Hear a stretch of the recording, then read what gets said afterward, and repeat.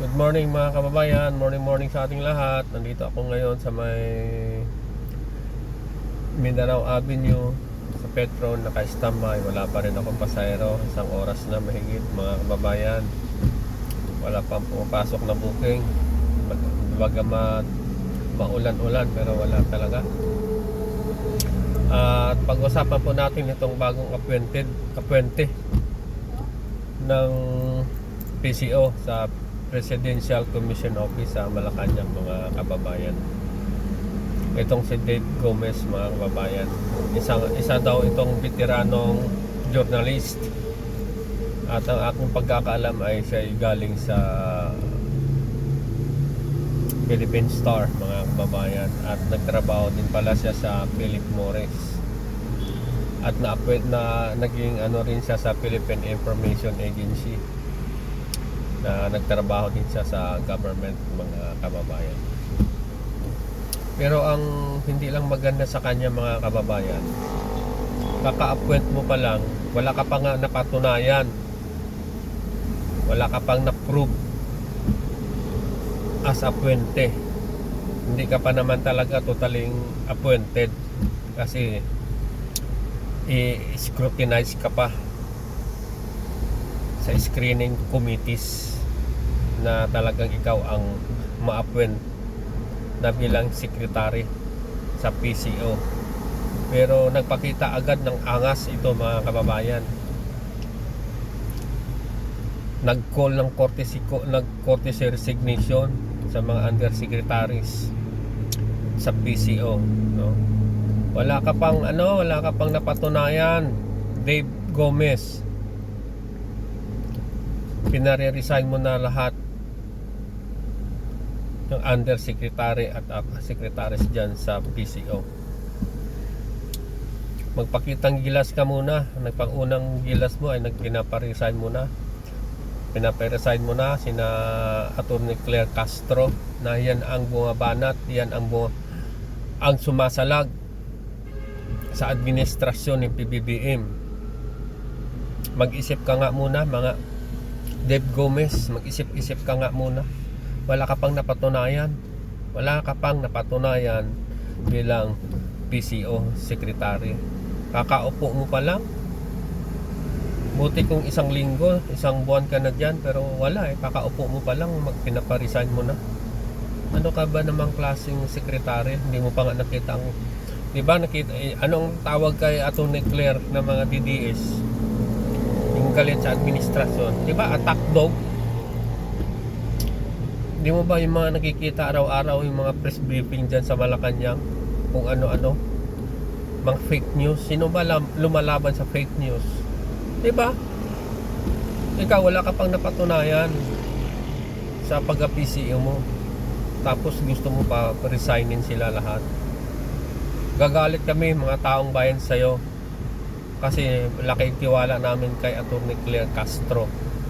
Sa'yo wala pa kaming tiwala. Oo, nagtiwala na si President sa'yo dahil inappoint ka. Pero patunayan mo muna, pakita mo muna kung saan ka talaga. Baka mamaya didilis ka rin lalo na sa Philippine Star ka galing. Dilaw, Philippine Star is dilaw.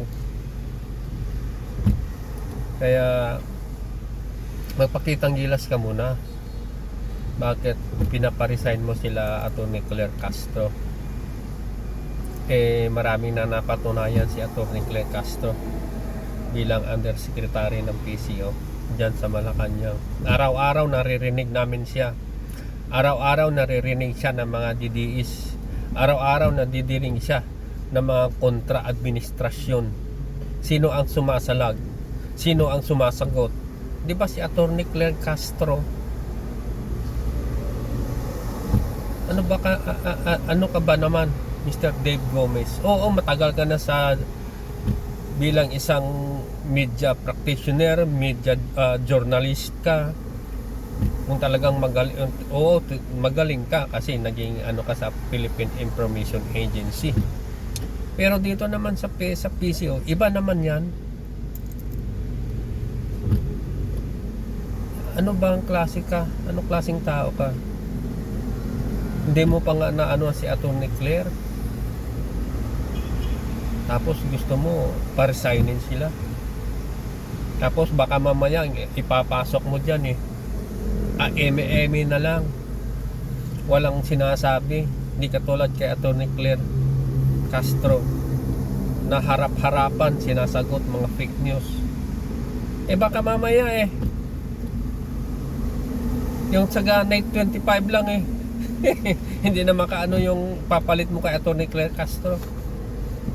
Si Eden Santos, di ba? Alam mo yan? Diba si Eden Santos kung ano mga pinangsasabi? Paulit-ulit. O di pinaulit-ulit din siya ni Atty. Claire Castro. Kaya ikaw, Dave Gomez, prove mo muna sarili mo kung talagang deserving ka dyan sa pag-PCO mo. Ibang klase ka din naman mataas na agad ang ere mo Isang araw ka pa lang dyan, ganun na agad ang asal mo. Ibang klase ka.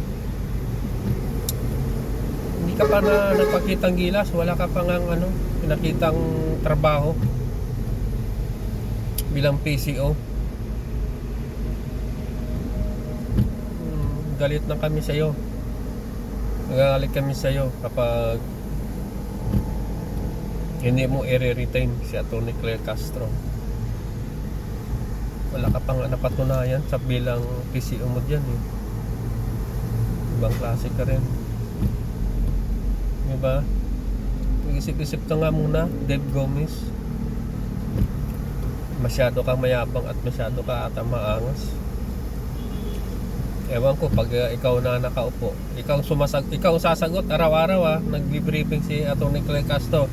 Ikaw ang sumagot sa mga batiko sa administrasyong Marcos. Ibang klase ka. Andito kami nakamasid sa iyo. Marami kaming mga BBM supporters na nakamasid sa iyo.